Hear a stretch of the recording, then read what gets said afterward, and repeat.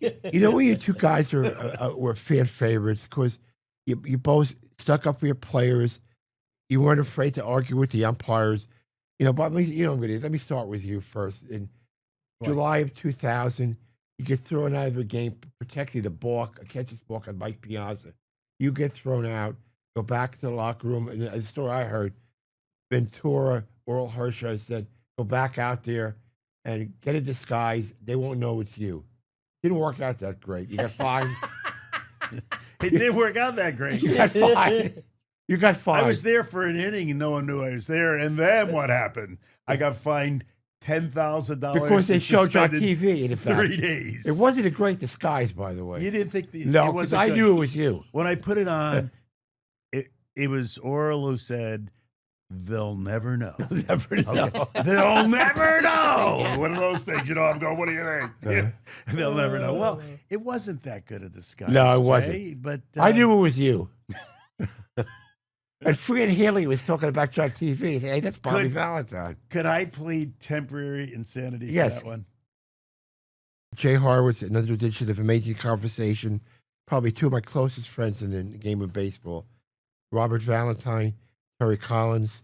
They're two of my buddies. September 13th is going to be Mortal Enemies, though. In the first annual Alumni Classic, Shea All-Stars versus City All-Stars. Bobby, you'll be managing probably with Willie Randolph with you, and Terry, you'll have Jerry Manuel. Is there any bets on the games? 40 guys from Any bets? Of course there's bets. There's big bets, Jay. This is everything. Yeah. Are you kidding? I got guys calling me every day wanting to get into the lineup. It's going to be tough picking these lineups. I'm good, Bobby. It's tough, but I said I already called around, and I got 5 guys who still play. So we're going to be in pretty good shape. Your guys will be 10 years younger on average. We'll see how that goes. So we got Carlos Beltran, Jose Reyes, Robin Ventura, Todd Zeal. Pretty good players. Andy Chavez. You've taken care of all of these guys, Yes, Jay. You hand-fed those guys in Met uniforms. Think about that. That's kind of sad, really. I know all these guys. I mean, and, we got your infield. We have Robin, Ray Ordonez, and Fonz. John Olerud doesn't qualify because he played in 1999. Yes. He's gone. Oh. So Todd Zeal takes his place at first base. That's, Todd did a great job taking his place. But John Olerud is one of my favorites ever. And I see him once in a while, and he's spectacular. Yeah. His nephew works out in my academy here in Connecticut. He's one of the best, John. Absolutely the best. You remember the old John Olerud story? He was teammates with Ricky Henderson. I'm going to screw this up. No, you got it. So Ricky goes to Seattle, and when he gets to Seattle, somebody asked Olerud, you're squeaking your foot there against the glass and everything. Oh, sorry. They're picking that up here. So tell a story better than me. I just forget the story. We released Ricky. There was a 72-hour period you have to wait before another team can sign. Right. We're taking batting practice. Ricky's in Arizona. John Olerud is now with Seattle. And in 99, both Ricky and John played together with for the New York Mets. Right. Okay. Well, we release him. Scott Lawrence, our assistant trainer, comes out around the cage. And he says, "Hey, you guys hear that he had just signed with Seattle." Seattle, yeah. Ricky signed with Seattle, and when he was walking around the clubhouse introducing himself to everyone, he went to John Olerud. He said, "Hi, I'm Ricky." And John introduced himself back, and Ricky said, "Do you always wear that helmet when you play?" And John Olerud said, "Yeah, I do." And Ricky said, "I played with someone last year who did that too." Now, okay, Scott Lawrence made it up. Made the whole thing up. Made it up. We're cracking up around the batting cage, right? And the reporters see the action. Now, they want to know what the action is. Someone tells them the story, and it's printed as though it actually happened. Ricky wasn't in Seattle yet. Sports Illustrated. And it went into Sports Illustrated. So you two guys, between the two, you have over 1,000 wins as Met managers. My facts are correct. The only two Met managers to win back-to-back postseason back-to-back, Bobby, 99-2000. Terry 15 in 16. Terry, let me ask you first. What do you remember with the playoffs in 15?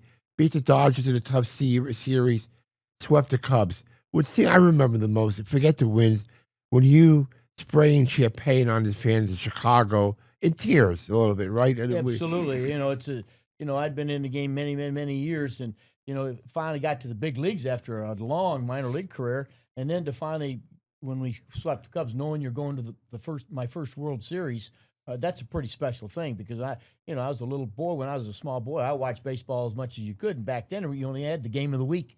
It came on Saturday afternoons. I watched it every week. My mother let me stay home from school one day so I could watch a World Series game.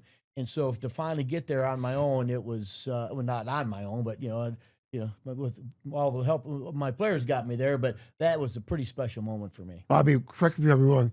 2000. You're never wrong, Jay. I am. You've never been wrong ever. The 2000 was your only World Series with the Mets, right? Yeah. All together as a manager. Was your only, Yes. So we lose a tough series to the Yankees. We did 5 games, total of 4 or 5 runs.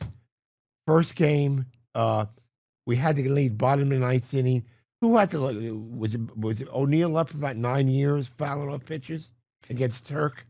Yeah, one of the great at bats ever against Armando. Armando. Yeah, against Armando, and that at bat should go down as just one of those at bats that describes our game. Right. The competition between the pitcher and the hitter, and the way that went on, it turned out the wrong way. The guy got a walk, and it led to us losing the game. But every pitch, tough pitch up, the splitter away, he's falling off, Armando's getting it back. It was really a special moment. And then we went up. We lose. So Terry, you were at Citi, Bobby at Shea. Which was the loudest park for me at Shea Stadium? Probably game. I'm losing my train of thought. Probably against the Cubs. Which game? What do you think, Terry? Is the first game? The loudest you ever heard? We went loud. We're talking about volume. Volume at Citi Field. What in your mind was the loudest game? That is a great question. It's easier for me to talk about the moments that created the loudest noise. David's home run. David's home run was one, and the World Series game, right? The World Series game with Matt Harvey. The first home game, and World Series game in 15 years. The 9th inning. When Matt Harvey went back to the mound, it was, you couldn't hear. It was Citi Rock. Citi Field, yeah. Citi Rock. Mario, you got, there was a little discussion. She'd go out, she'd go back. You felt you owed it to Matt for his 2 operations, go back and pitch. It didn't work out like we planned. But you always stuck to your convictions. He owed it to go. He had the right to go back out. No question. Yeah, there was a time during that summer, Jay, where we were trying to watch innings limits for these guys. And so, I had talked to all the pitchers, and during at one time, Matt had said, okay, I got to be careful. I don't want to get hurt anymore, so I want to watch my innings. And so at the end of the year, I'm trying to pick and choose how much we can pitch these guys. So I took him out of a game against the Yankees. He's pitching great. I took him out against the Yankees after 5 innings. He came in the next day. He said, I want the baseball. He said, I'm all done with this stuff. I want to pitch. I want to win the World Series. And I don't care what my agent says or anybody else says. I want the ball. And that night, in the 9th inning, he looked at me and I said, "You're done." And he said, "This is my night. Yeah. I'm fine." When he walks off the mound, I remember Citi Rock. For me, it's an easy one. Benny's home run on Bayani in Game 4 of the LCS against the Giants. It's Game 4. Yeah, because Bobby Jones' game was Game 5. It was Game 3 then. Game 3. Yeah. I mean, when he hit the home run, I remember Shea Rock, too. It just changed the mood, right? Yeah. And the mood was one of those moods that they hadn't experienced in a while. All of a sudden, it's actually the good stuff's happening to us. And imagine it's Benny that hits the home run there and hits the only home run in the World Series later. Right. It's Benny. We you 2 guys were fan favorites because you both stuck up for your players. You weren't afraid to argue with the umpires. But let me start with you first. And July of 2000. You get thrown out of a game, protecting the balk, a catcher's balk on Mike Piazza. You get thrown out, go back to the locker room. And the story I heard, Ventura, Oral Hershiser said, go back out there and get a disguise. They won't know it's you. Didn't work out that great. You got fined. It did work out that great. You got fined. You got fined. I was there for an inning and no one knew I was there. And then what happened? I got fined $10,000 because they showed you on TV. In 3 days. It wasn't a great disguise, by the way. You didn't think No, it was because I knew it was you. When I put it on, it was Oral who said, they'll never know. You'll never know. Okay. They'll never know. One of those things, I'm going, what do you think? Yeah. They'll never know. Well, it wasn't that good a disguise. No, it Jay, wasn't. But I knew it was you. And Fred Haley was talking about you on TV. Hey, that's Bobby Valentine. Could I plead temporary insanity for Yes. that one? Because when I think about doing that, what the hell was I doing? What it was, we needed a little levity. Mhm. A few days before, 3 of the coaches were fired. Yeah. We had come off of a 6-game losing streak. Right. There was all this tension everywhere you looked, and there were coaches, including Dave Wallace, who you know so Yeah. well, who came out of the front office and other places, and now we're on my staff. Yeah. And I have a press conference at Yankee Stadium when the guys are fired, and when a guy says, hey, well, what the hell are you going to do in the next 55 games? And I said, Jesus. we'll win 40 and lose 50. And that's exactly what we At did. Yankee Stadium, That's- in a press conference. That's what we did. 40 and 15. And now it's You're kidding. now we're 39 and 15. And I said, in response, I said, we'll go 40 and 15. And then I had a little, and what if you don't? Out of the press corps. And what if you don't? And I looked back and I hadn't slept. I mean, my coaches are fired. We're going through this whole thing, and I'm tired, and I'm not talking, and I'm pissed off. And he says, what if you don't? I said, I'll quit. I remember. And this is like 4 days later on, we're winning some games. I call a pitch out, and the umpire calls Mike for a catcher's balk. How often? Did you ever see it? Bobby, I have never seen it. You've only read about it in the rule book, as we always that's right. did. We and read that rule and book. I will tell you, I was watching. I saw that game, and I couldn't believe it. I could not believe it. He was a little. He was a little early. He was a little early. You think? Yeah. He could have thrown to second base. Your last year was a manager. Was 18, right? 17. 17. So this is in or April of 16. Mm-hmm. We're playing the Dodgers, going back to the series before in the playoffs when Utley slides, breaks the hottest lead. Mm-hmm. So Noah's pitching, Mrs. Utley, Right. and you go out. Now it's your buddy did a podcast with him, Tom Hallion. Yes. Asked at I'm going to screw this up too. Asked at a Jackpot. Jackpot. Our asses in the You got jackpot. more hits on that one video. I mean, my phone was blowing up. I mean, it was crazy. You know what I'm about? The guys on the mound that day were Soup Campbell, Ty Kelly, Neil Walker, and Noah. And Noah said, "What did I do wrong?" Yeah. Yeah. Yeah. You didn't hit him. I said, "What you Didn't hit him, did?" yeah.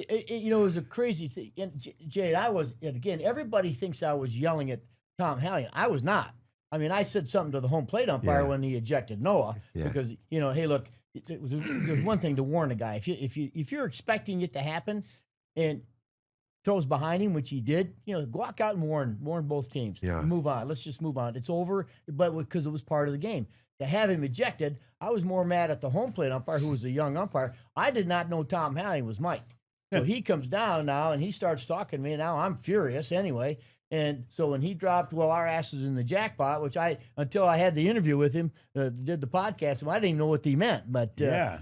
So now, Now it was your buddy. No, you know. I was never mad at Tom. I've known him for years, as Bobby has. We've known these guys. We know these guys for a long time, and it wasn't his fault. But I just said, hey, look, the game dictates something has to be done to support our players after you broke with a guy, which I thought was horrible slide. Horrible slide. And broke. And by the way, Ruben Tejada was never the same after the slide too. Yeah. You know, can I editorialize one thing because I watched that? And it's part of my life and you were there and you did the dance around second base when you played, and you did that athletic move of turning to. For my money, I wish that never happened. The Tejada and the Chase Utley thing, because of that, they've taken away the ballet of our game, which was the double play with the guy sliding in. The timing, Hunty, that you had to have, the precision, teamwork with your buddy when someone's barreling down for first base, thinking about breaking one or both of your legs if possible, and you're going to catch a throw, touch a base, get out of the way, and make a double play. Yeah. That was a beautiful thing. You're right. And because of that play, it totally changed the game. And then they talk about no offense. You know, that when they're men on first and third, okay, and one out, and a ground ball went to second, the run scored because the double play wasn't turned. Yeah, no question. They came after you, man. And the double play wasn't turned. Okay, unless everything was perfect, the double play, and the run scores, man on second, 2 outs, keep playing. Now, ground balls hit with men on first and third and 1 out. It's a double play. It's over. It's just throw it over to him, play catch with him, and then you play catch with him. Yeah, and took out that wonderful piece of our game. Let me talk about pitching staff for a second. Your 2000 staff, basically a veteran staff: Leiter, Reed, Bobby Jones, Glendon Rush, Mike Hampton, Terry. In 15, Cologne started in the beginning with Rush, but at the end in the postseason came down to Jacob, Harvey, Matt's basically right. Syndergaard. How would you compare? I mean, I remember in Game 5 of the World Series, Al threw like 160 pitches. That never would happen when you were a manager, right? I mean, it's changed so much, hasn't it, the pitching in the last 15, 20 years? Even more now. Even more so today. Yeah, I had 4 bright young players. He had some veteran guys, and even the guys I had. I mean, Bartolo, who was he won 14 games that year. I think every year he won 14 or 15. But those other guys, they had dynamic stuff. And so that was at that particular time, you were thinking, boy, if these guys don't get hurt, this team's going to be dominant for a long time. But unfortunately, injuries occurred. So, but I saw Bobby's staff, and Rick Reed pitched for me for 3 years in the minor leagues. So I know what kind of guys they had, and those guys could pitch, man. They moved the ball around, they changed speed. They did all the things for years used to talk about. Work fast, throw strikes, change speeds. How about talking about working fast? How about when I sent tracks to the minor leagues because he worked so slow? Has anybody ever been sent to the minor league? Yeah. But that was before Bobby Jones was sent to the minor leagues too. Yes. Let's talk about Bobby for a second. So Game 4 against the Giants, a one-hitter against a great Giant team. Jeff Kent, Bonds. Was that you've been around? Remember, most unexpected one-hitter in postseason? Probably one of the top games pitching Met postseason play when he beat the Giants. Met postseason in all postseason play. It was a one-hitter against Barry Bonds' San Francisco Giants. Are you shitting me? Yeah. That was an amazing feat in Met history. And just for the record, there's debate with the front office and the coaching staff and who's getting the ball. And whether or not we should go short with Al or go with Bobby Jones, who is Bobby Jones, who is an Al, and then we got to win it. What are we going to do? And I hadn't made up my mind. And I told the guys I'd make up my mind when I get to the ballpark the next day. Both of you guys come prepared to pitch. No kidding. And I walked down the tunnel, and I'm going into the clubhouse, and Bobby Jones's wife had just said goodbye to him. And she looked at me, and she said, give Bobby the ball today. He's going to pitch the game of his life. And he did. That's what she said to me. And I walked in. I got the ball off of my desk. I went over, put it in his locker. He pitched the one hitter in the game Oh of his my life. God. Yeah. That's a great Yeah. story. Oh, that's why you need analytics to make these decisions. Let me talk about some unsung heroes on those teams. Terry, for you, Kelly Johnson, Tyler Clippard, Addison Reed. Madison Reed. Of course, Cespedes was not, under the radar, but some guys that maybe didn't get all the credit, Clippard and Reed in the bullpen, and great Juan Uribe, who hated fantasy football. We saw it on naked in the lobby, in the locker room a lot, but we'll get Yeah, we'll we talk don't about that. need to bring that up. But talk about, the guys maybe There's didn't somebody naked in the locker or Yes. something you're Yes. talking about, Jay? Yes. Yeah, we're not going to talk Well, about that. no. Oh, okay. But- But But some of the guys, people not remember be a big part. Kurt Neuenhuis hit 3 homers in a game for you one year. Yeah, Jay, that's how you win. You have when you have a good team. I've said it forever. For me, there's always going to be somebody who's going to surprise you on every, and it could be your star player. Let's just say your star player is Juan Soto, and he hits 70 homers. Did you expect him to hit 70 homers? No, it's a surprise. And it could be it could be Ronnie Mauricio, who comes in and all of a sudden hits 345 the last 2 months.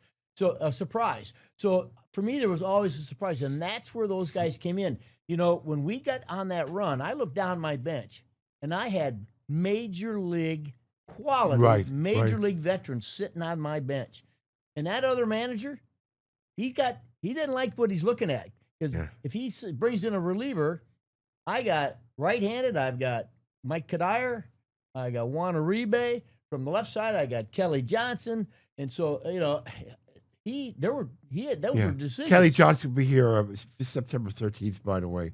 Great, Yeah. great. For you, Bobby, Timo Perez, when Derek Bell got hurt, he stepped in, except he didn't run the damn ball out in the first game of the World Series.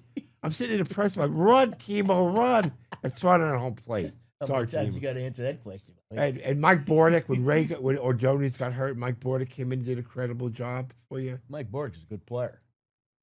yeah, but then he got hurt. Then he got hurt. Sure, and that's why Kurt Abbott was Kurt- playing Kurt- shortstop yeah. in the World Series for Kurt, us. yeah. Yeah.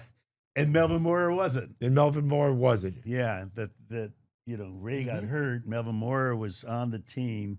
I kind of had a special place in my heart for him because I went down to see Edgardo Alfonso play third base in Valencia, Oh, yeah, right? yeah. In the Right. Winter League. And while I was down there, this kid who just came back from Korea was playing center field and taking over the game. The 4 games that I'm watching, I come home and he said, they got a guy down there. I think his name is Mora Melvin or something. He's got about 8 kids now. He does have a lot of He kids. got a right? lot of kids right now. So anyway, when Ray got hurt, I wanted to have him be the shortstop and play his offense to get us the rest of the way. And as soon as I decided to do that, we traded for Bordick, who was a great guy and a perfect fit. But he got hurt and he couldn't play. Oh, geez. Yeah. Right. Terry, I want to talk about guy Jacob deGrom. Oh wait, can I say one thing? Yes, you can. Because Sir. you mentioned Rick Reed. Rick who you're Reed. under Who won game 3 of the World Series. exactly.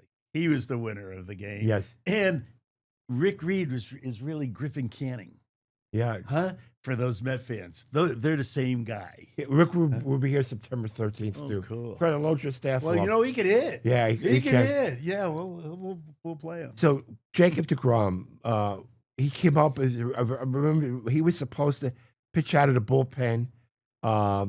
Guys got hurt. Dylan G got hurt. Dylan G will also be there at the game for you. I know. It's on your staff. Did you think deGrom would become deGrom? Well, again, due to the way you could pitch, but I mean, you all knew he had a good arm, but they just pitched differently. It was about, commanding your fastball to both sides of the plate. It was about, using your off-speed stuff. And the one thing Jacob did when he first came up that really was impressive was how he knew how to pitch. And I go, his first start, he was fine. Then his second start, he started the game. He didn't have a breaking ball for 3 innings, Right. but he didn't stop throwing it. He kept using it when he knew he wouldn't get hurt by it. And then all of a sudden in the 4th or 5th inning, he found the feel for it, and he gave us 7 and 1/3 innings. And that, to me, is the kind of pitcher he was. I go back to Game 5 in Los Angeles. This guy didn't have very good stuff. But you know what he did? He pitched. He made pitches with his fastball. He didn't get beat with it, and then he used his off-speed stuff. Again, he didn't pound the strike zone. He just kept everybody off balance because he knew what he was doing. And I thought, now here you got a guy that he's got. They improved his mechanics and they, some of the things that get him to get more velocity. Now he's throwing 100 miles an hour, and so he's a different guy. But I was just impressed with the fact that he was such a quality pitcher. Probably Benny Agbayani. Yeah, can I give you a deGrom perspective Yes, sir. for a second? So the first time he came up, and maybe you could correct me, I'm just sitting here thinking, he pitched 6 innings Against the Yankees. Right. I was doing the post game. Really? Yeah, the pre and the post game. And in the pregame, we got the memo that he was pitching, and we called him Jake. And then in the post game, we were told it was Jacob. Right. And my comment was, I'll call him King. You should look up the thing. I'll call him King Jacob because he's the best Met pitcher I've seen since Tom Seaver. Yeah. That's what I said after that game. But remember, it wasn't a who was the other right-hander? Montero. Montero. Rafael Montero. Who was he was the guy that we were supposed to talk about in the pregame. Right. He was supposed to be the guy. Right? That's right. And right. Jacob was just going to come and he's going to go. Yeah. Right? And he never went. One of your prized pupils, Bobby, Benny Agbayani. Yeah. Doesn't have the athletic body, a fan favorite. Yeah. After he left the Mets, you took him to Japan. He won a championship there. Yeah. What I remember about Benny, and when we played the Giants in 2000, he catches a ball in left field, runs and flips the ball, a guy in the stands. Unfortunately, it wasn't a third out. How to get it back. We ended up winning the game 3-2. What attracted you to Benny Agbayani? His athleticism. Yeah, Benny was being released in spring training when I was a AAA manager. And I had seen him play the day before, and I needed an outfielder in my AAA spring training game. And he was leaving camp carrying his bag. And I said, where the hell you going? I need an outfielder. And he played for my Norfolk Tides team that day and then made the team that day. You're kidding. After they released him? That week, yeah. After they released them, how about that? He made the team. And then as we are entering the 2000 season, he's not going to make the team. And there's a big debate. I want him on the team. He's not making a team. We traded for Derek Bell. He's not making a team. And what happened, we got to go to Japan to open the season against the Cubs. And instead of having a 25-man roster, had the old 28-man roster. Oh, yeah. Right? So Benny makes the trip and hits the grand slam to win the game, game 2 of the season, and comes back and becomes one of the 25. It's crazy. Huh? And How talk about crazy. you're helping his son now. Well, his son's a 6th-round draft choice this year, just last week, of the Minnesota Twins. Right. Bruin, okay? Benny's son. He has 2 daughters, both of the top 10 softball players in the country, UCLA and South Carolina, I believe. And Bruin, his son, who was born in Japan when I brought him over to Japan, is a shortstop who can run, and he's a left-handed hitter. Wow. Out of Benny, yeah. Terry, I got bad news for you. Daniel Murphy's not going to be there. You know why? He and Michael Kodai are going to be in Kansas City in an old man's home run hitting contest. He committed to that, can't make it. Talk a little about his postseason, consecutive home runs, 6 in a row, off of all the great pitchers. And, would you ever see a stretch like that? No. I don't know if anybody has. Right. I mean, it was incredible. But, and again, it's a great combination of great coaching and a guy who's willing to listen and make the adjustment. Because my 2 hitting guys called him in late in the season and said, Dan, we've done all these numbers, put all these numbers together. When you hit the ball in the air, you hit 350 and you do damage. When you don't, you chase, you hit ground balls, you're not the same guy. We need to start hitting the ball. And Dan said, I'm going to start hitting the ball in the air. He goes off and has a postseason like none other. And incredible. I remember when we were in Chicago, he hit the home run in game 3, and Everybody looked on the bench, just shook their head, said, "Who is this guy?" Superman. He was great. He was incredible. really something. You know, when my favorite didn't play a game 5 against the Dodgers when we took third base. Well, you know, Nobody's paying attention. I said, Murph, don't do it, Murph. But he did it. I mean, how many? You know, He didn't listen to you either, Jay. no, he didn't listen to me, but he you know, You had to watch him on the bases.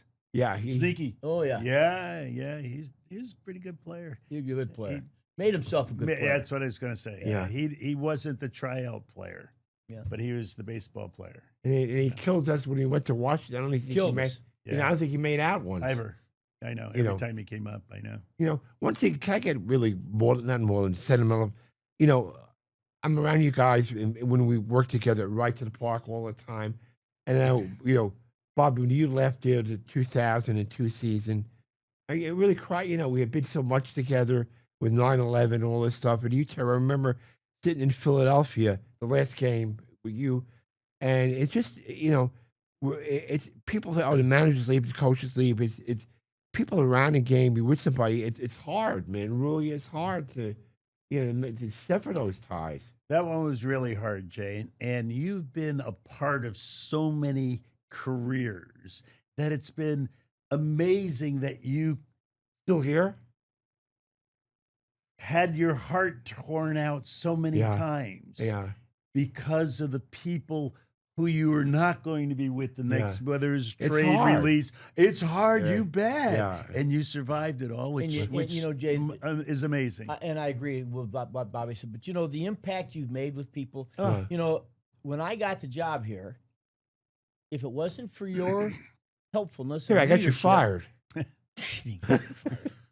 You kept me from getting fired about 5 times. Okay. Maybe 4 So, times. Well, it's Yeah. without some of the things you got me to do, Oh, got me to learn all the sports Yeah. writers' names. A little- Changed it. Changed my how. You kind of said we have guys are so similar in one thing. You got the press aspect of it. Get him instead of giving yes or no answers. You knew the market you were in. You had to to BS with the guys. Give them a story. Give them. It's not Pittsburgh. It's not Detroit. And both you guys got you that. didn't give me any advice. You didn't give I me did, any I did, advice. no. You did. You gave Terry advice. No, I you can't. hung me out to dry all the time. No, but I'm Jay. trying to say Go to- New York is so. New Let's York is get so, right now. New York is so different than the other places. You know, after the When I was here with Jay, every single day there was a scene. There was something going on. Huh? we had It was was never a smooth ship. well, Never ever. But I mean, you got how you existed in the New York market and the way you deflected stuff from your teams when you didn't win all the time because the writers liked you. They would always give us the benefit of doubt in the media because the way you handled the guys, and stuff like that, But tell me, looking forward to 2000, guys that come back, see a lot of old guys, friends, teammates. I am absolutely. Yeah. It's 25 years is a long time. Yeah, So my 30-year-old guys are now 55. yeah. You know what I mean? And I do want to see them. And I haven't had that much opportunity. I've seen Maddie and Glenn on occasion coming Right. back. But to see that whole group, Yeah, it's really neat. yeah. I mean, it's the same thing, Terry, for me. Well, that's special. I mean, we're sitting here talking today. I mean, I just had the time of my life with 2 of my best players that I've ever had in all the teams I've managed, and it was just great to spend 1 hour with those 2 guys today, David Wright and Jose Reyes, and we talked about a lot of things that happened, and that's the thing that makes managing fun. Is the relationships you have with the player, and to watch these guys play, Jay. Bobby was a great player. When you came from where I came from, and you surround yourself with these talented guys, it's really special to watch great players play the game. Yeah. So this segment's going to probably air up to David's number is retired, but I want to be let me first start with Bobby. Bobby's got a tie-in with David. People not aware of. Tom Robson, Bobby's close friend. After he got fired 3 times, the head coach, he still worked for the Mets.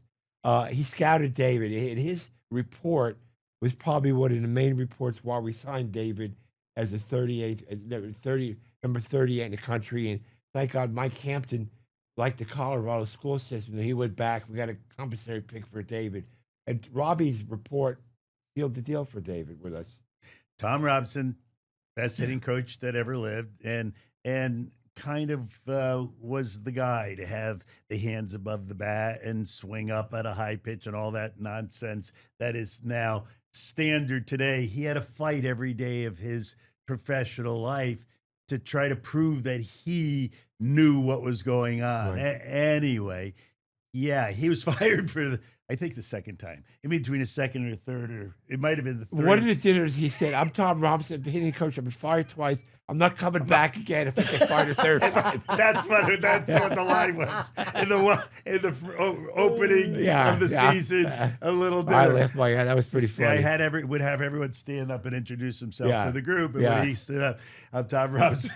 I've been fired twice, and if I get fired, I'm not coming back. I'm not coming back." That's a great line. It's a good Great line. So anyway, yeah, he was in between jobs, in between firings. Right. And Steve gave him the special assignment job. Go down, look at the AAA team, and when you're there, there's this kid in that Norfolk area. You got to see him. When he came back, he said he could be playing on our team today. Yeah.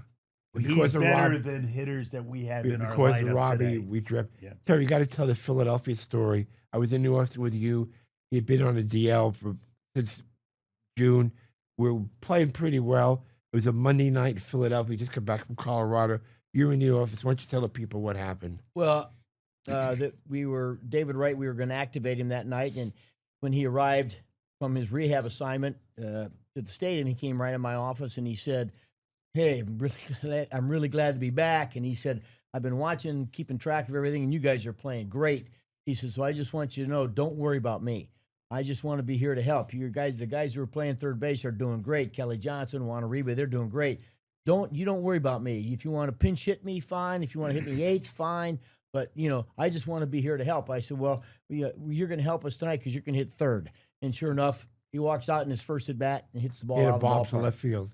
Bobby, one of David Wright's closest friends, he was the best man at his wedding. He actually caught the first pitch at the ceremony when we honored David. You were really responsible for bringing Rock to the Mets 20 years ago as a bullpen catcher. He's in college. He came to the game on my tickets because his best friend was my best friend's son. Okay, that type of thing from Stamford, Connecticut. They're at CW Post. They come to the game.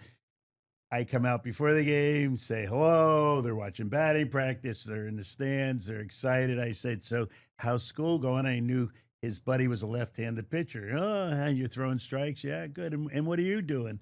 I pointed at Rack, and he said, "Well, I catch, and I'm a college catcher." I said, "Are you a good college catcher?" And he says, "Yeah." And I looked at Chris Sabia, his compadre, and Who just passed away a little while ago. Just passed away, a spectacular person. Yeah. And he said, "Yeah, I could catch." And then Chris said he could catch. And I said, "Good. Jump over this little fence, go inside, see the guy named Charlie get on a uniform, and go out to our bullpen and catch our pitchers today because our bullpen catcher just got sick."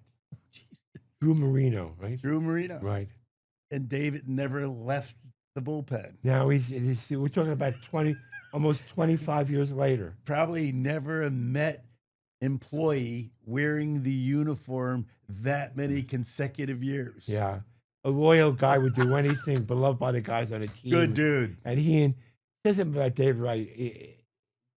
Rack was his closest friend, with Central County David. But it's, again, great story, Bob. You guys have been friends a long time.